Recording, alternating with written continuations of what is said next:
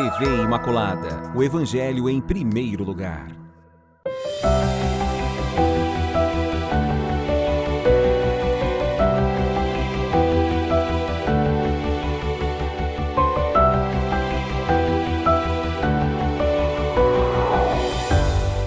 Louvado seja nosso Senhor Jesus Cristo, para sempre Ele seja louvado. Estamos iniciando o programa Semeando a Boa Nova. O Senhor esteja convosco, Ele está no meio de nós. Proclamação do Evangelho de Jesus Cristo segundo Lucas. Glória a vós, Senhor. Muitas pessoas já tentaram escrever a história dos acontecimentos que se realizaram entre nós, como nos foram transmitidos por aqueles que desde o princípio foram testemunhas oculares e ministros da palavra. Assim sendo, após fazer um estudo cuidadoso de tudo o que aconteceu desde o princípio, também eu decidi escrever de modo ordenado para ti, excelentíssimo Teófilo. Deste modo, poderás verificar a solidez dos ensinamentos que recebeste naquele tempo. Jesus voltou para a Galiléia com a força do Espírito, e sua fama espalhou-se por toda a redondeza. Ele ensinava nas suas sinagogas e todos o elogiavam. E veio à cidade de Nazaré, onde se tinha criado. Conforme seu costume, entrou na sinagoga no sábado, e levantou-se para fazer a leitura. Deram-lhe o livro do profeta Isaías. Abrindo o livro, Jesus achou a passagem que está escrito: O Espírito do Senhor está sobre mim, porque Ele me consagrou com a unção para anunciar a boa nova aos pobres. Enviou-me para proclamar a libertação aos cativos e aos cegos a recuperação da vista, para libertar os oprimidos e para proclamar o ano da graça do Senhor. Depois fechou o livro, entregou-o ao ajudante e sentou-se. Todos os que estavam na sinagoga tinham os olhos fixos nele. Então começou a dizer-lhes: Hoje se cumpriu esta passagem da Escritura que acabastes de ouvir. Palavra da salvação, glória a vós, Senhor. Que as palavras do Santo Evangelho perdoem os nossos pecados, em nome do Pai, do Filho e do Espírito Santo. Meu irmão, minha irmã, amado e amada de Deus, estamos no terceiro domingo do tempo comum e nós estamos iniciando o texto bem no começo do livro do Evangelho de São Lucas. São Lucas, muito polido, um médico. Então ele vai explicar por que ele também está escrevendo um evangelho, né? Ele está dizendo: olha, muitas pessoas já tentaram fazer isso, eu não sou o único, não sou o primeiro, não vou ser o último, não sou o melhor, né? Ele tem essa consciência, mas eu também quero dar a minha parcela de contribuição para isso. São Lucas escreve principalmente para a comunidade dos não-judeus, né? São Lucas não é judeu, né?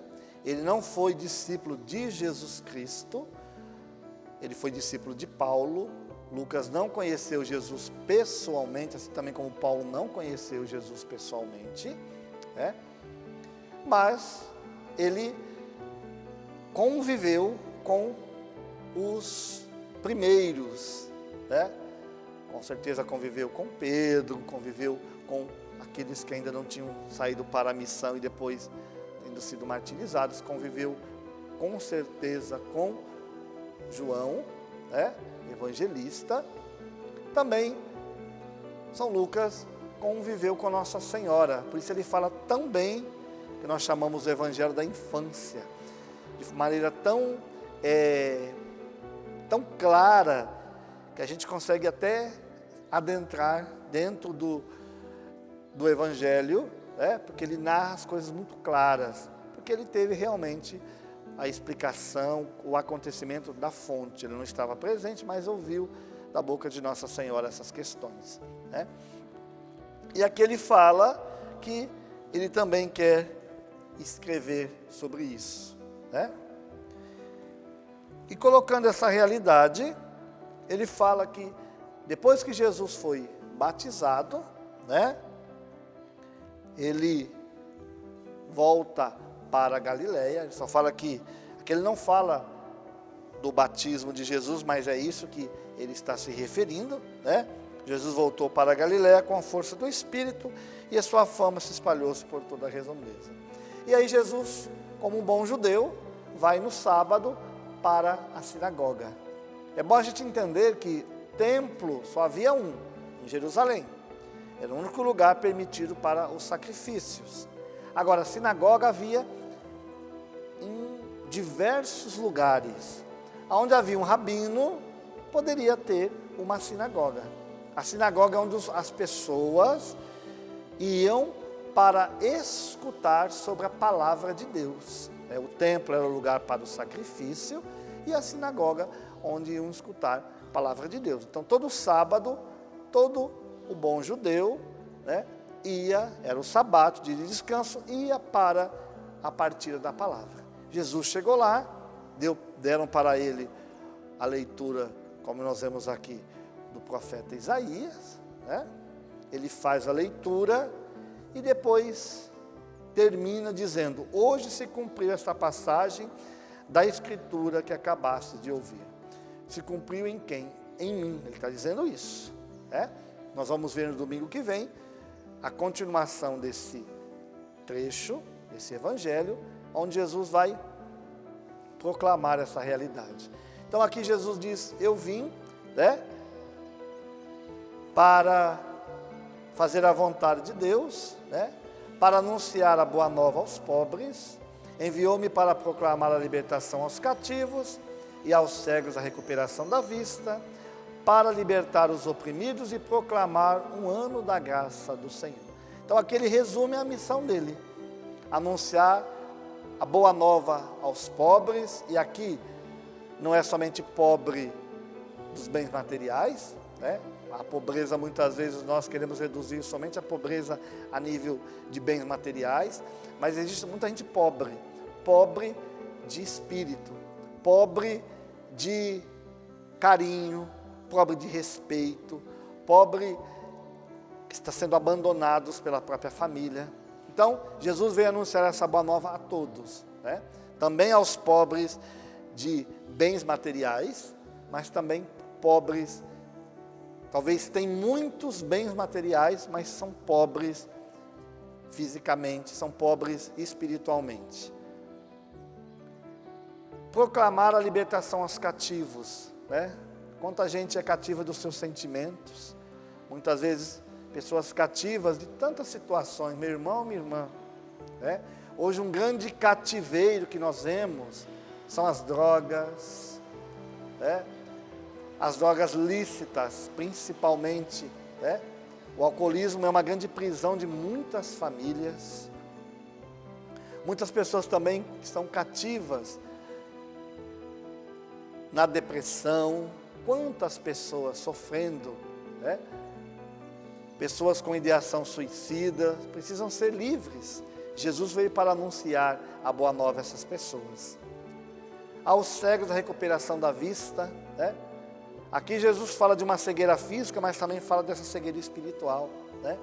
Hoje estamos vivendo num mundo em que as pessoas não querem mais Deus. Deus não cabe na vida de muitas pessoas. São pessoas cegas, não conseguem ver Deus e aquilo que Deus vem para nos dar, o projeto de Deus para nós. A libertação aos oprimidos, né? Pessoas oprimidas por tantas situações, né? Nós queremos proclamar que é o ano da graça do Senhor. 2022 é o ano da graça do Senhor. Por isso toma posse na sua vida, meu irmão e minha irmã, que é o ano da graça do Senhor.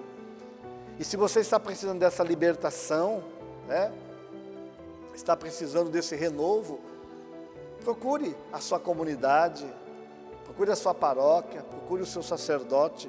Talvez você está afastado da sua comunidade.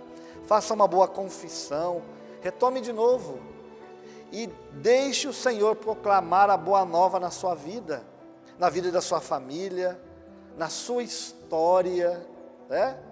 Jesus é o mesmo que estava naquela sinagoga, naquele dia que nós ouvimos no relato. É o mesmo, não é outro.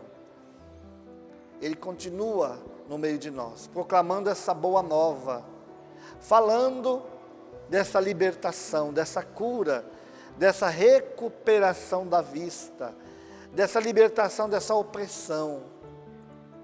É o mesmo Jesus, e esse Jesus que quer estar no meio de nós.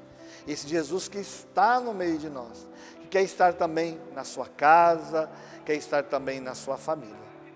Então, deixe o Senhor proclamar na sua vida que 2022 é o ano da graça do Senhor na sua história, na história da sua família. Louvado seja nosso Senhor Jesus Cristo, para sempre Ele seja louvado. Que o Senhor abençoe você, abençoe a sua família, pelas mãos generosas de Nossa Senhora e de Santo Agostinho. Em nome do Pai, do Filho e do Espírito Santo. Amém. Salve Maria Imaculada.